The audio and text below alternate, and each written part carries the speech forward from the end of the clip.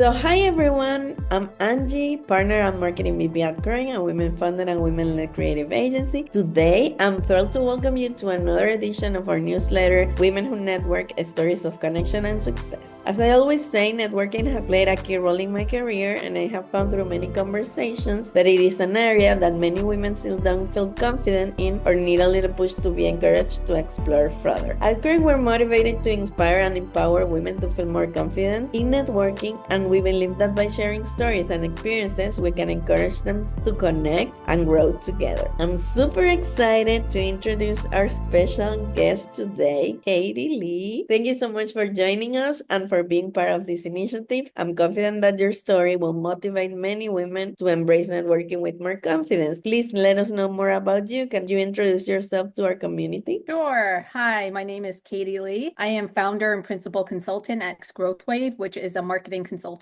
And what I've done in my past is I've worked in the agency, moved over to the brand side, and now I own my own consultancy. Yes, that's amazing, baby. Let's dive into your story. So, when did you start networking, and how has your perspective evolved from when you first started to now? I want to say I started networking probably in my later 20s. I think what tends to happen when you work at a big brand or company is that you kind of network within the company first. It's just something that feels more natural. And then when there's opportunities to go to events, workshops, and conferences, there's an opportunity to network. So I feel like that really started probably my later 20s. That's amazing. And how has your perspective evolved from when you started to now? Like, has something changed? Has it always been the same? Did you have like a natural talent to network, or did you learn something along the way? How has it been for you? I think in the beginning, I was more of a listener because I wanted to see how people introduce themselves. Because if you are not used to networking, like, do you talk about yourself first? How do you make the first introduction? Do I say something? Do you say something? So it was one of those things where I kind of like to watch the audience and what they did first. And then I would kind of go in where I felt most natural. Yes, I understand that completely. We met at Brandwick. For everyone that's listening or reading, we met at Brandwick, and it was pretty cool because Katy has an amazing vibe. Like, she's so welcoming and so cool. So thank you so much for that and for being here as well. And let us continue. What do you do to establish genuine and meaningful connections when you network? Well, it's funny, Angie, that you brought up Brand Week. So, one of those examples is I tend to gravitate towards people who I think I want to talk to, seems interesting. They're smiling, they're having a good Mhm. time. You gravitate towards people that you want to connect with. And I feel like that's how I felt with you. And so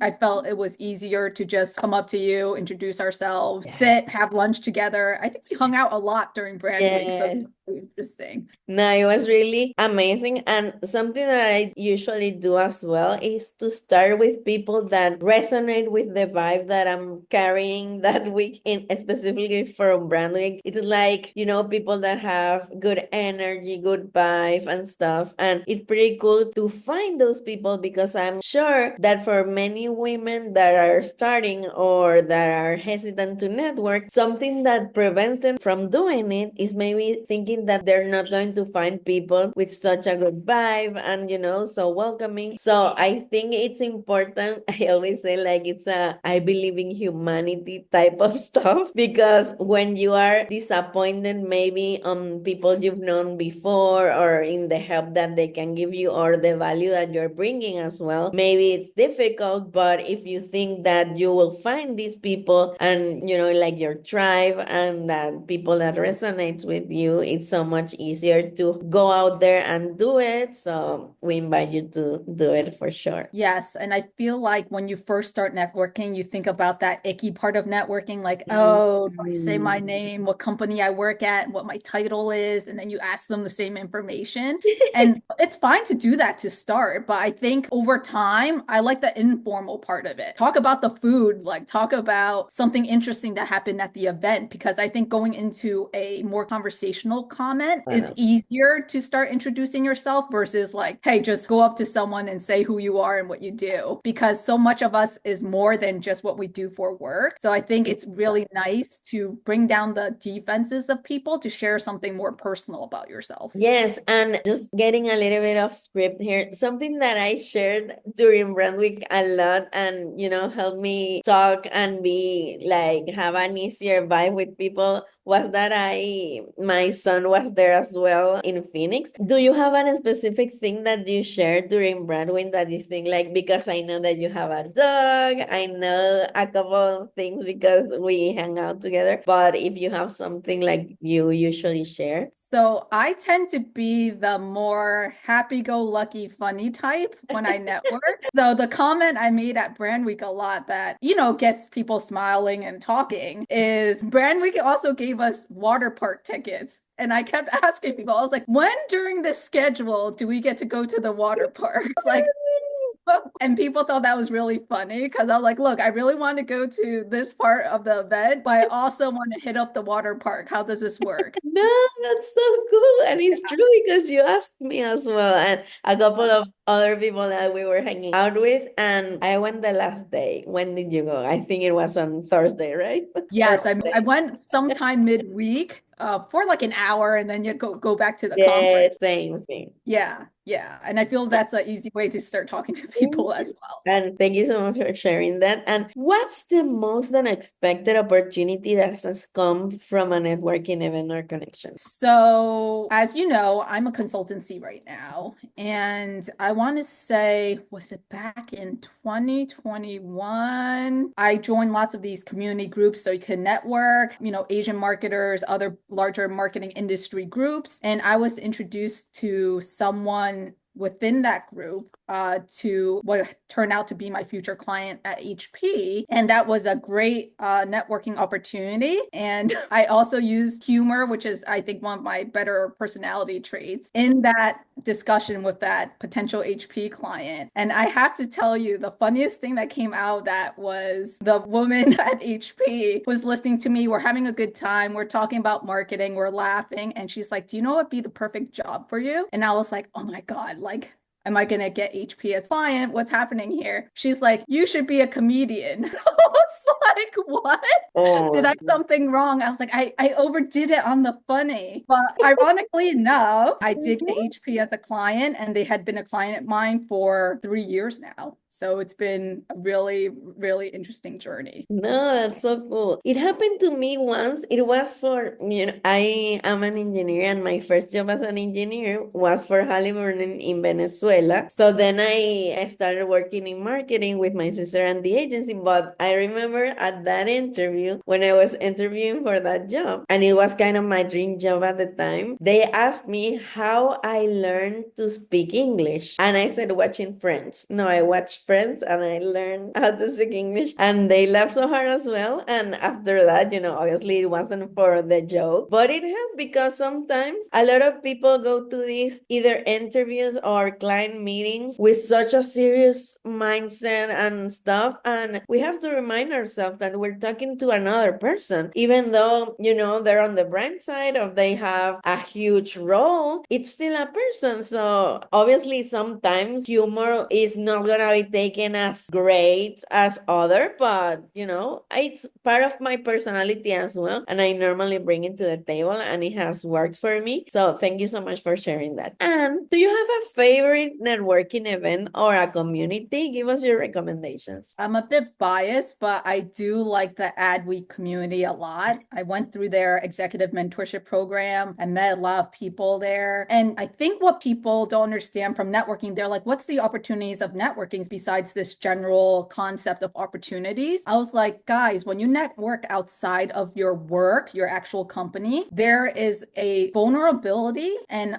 transparency that you can have with other other, in this case, marketers, because you can talk about something at your work that you don't enjoy. You can ask for help more openly because it's not someone at your current company. So you don't have to feel like self-conscious about it. So I feel like the community at Adweek is very strong, especially that mentorship community. And then going to those events and meeting the people, like we met up in Brand Week and we're still talking today, I would say that's a very successful networking connection. So Adweek is probably one of the ones I've loved for a couple of years now. So it's been really good. Thank you so much for sharing that. Adway is definitely amazing and they're everywhere, right? They were in advertising week, they were in Cannes. They're so cool and so welcoming as well. The panels are amazing and Brand Week and Social Media Week are like my favorite Adweek events, but also the Adweek House that they put together and some other events is really cool. And my next question is, do you have a question for me? Well, the question I would have for you is, how do you do follow-up after you meet that person? That's cool. That's a cool question. So,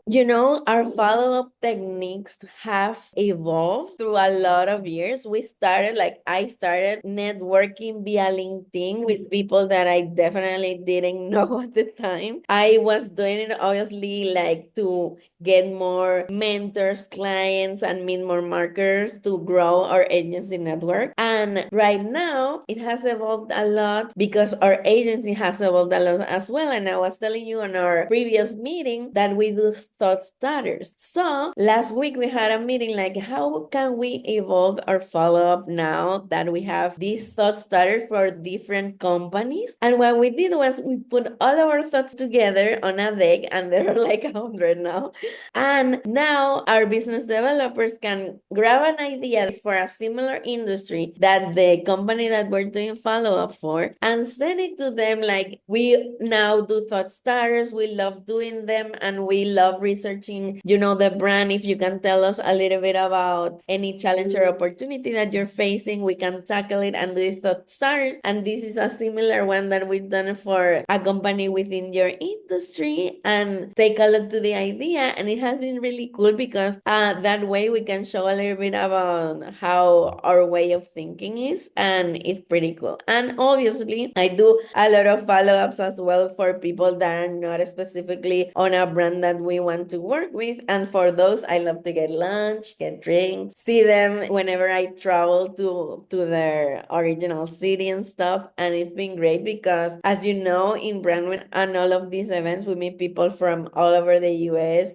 and the world, in case of Cannes, for example. And it's been really cool to be able to grab a drink, have lunch even after the event happens. So yes, that's what we usually I do. was gonna say your follow-up game is very good. So Thank you so much, baby. And thank you so much again for being here, because obviously it's about the follow-up that we did. And thank you, because I think that it's really important that the people you meet, I think I put them already in my network and my opportunity mindset. And when we met before, I asked you like, what are your goals right now? What do you think you want to do next? And I told you, for us and for me, what are my goals. So I think that's pretty important in order when you're doing like follow-up, like, but remember what that person told you that she wants to accomplish, and how can you maybe help them accomplish what they want. And for me, even in another interview this week, it's all about providing value and understanding what value means for other people, because sometimes you think that value is this, but the people that you're meeting considers value to be another thing. So I think listening is pretty important to understand what's really valuable for everyone that you're meeting. Our last question is, what advice would you give to women who are hesitant to engage in networking? I would say, how would you talk to your friend? Because that is a quick way to get yourself comfortable, get yourself into the mindset that, hey, if I'm talking to my friend, we're usually asking about advice, or we're catching up, or we're talking about something that's relevant to the moment. And I feel like at networking events, it's very similar. And to go into it without expecting something, I guess, because part of it is always about how can I provide this person with value? How can I help this person? So usually when I do follow-ups, it's because when we had a discussion during our networking, I said, hey, there's a resource for this. I'll forward it to you. So when we connect on LinkedIn or email or however we decide to connect, I will follow up by sending them that information that we talked about or whatnot. So I felt like, hey, now I helped this person out. I feel good about myself, and I hope that resource helped them too. No, that's amazing. And thank you so much, baby, for sharing your incredible insights with us. It's truly inspiring to hear how networking has shaped your journey. And to all of you listening, reading, or watching, remember, your network is your net worth. Stay tuned for more inspiring stories in our next edition of Women Who Network, Stories of Connection and Success. If you want to be part or propose someone for this space, please email me to angie@current.com. And until next time, keep networking and growing.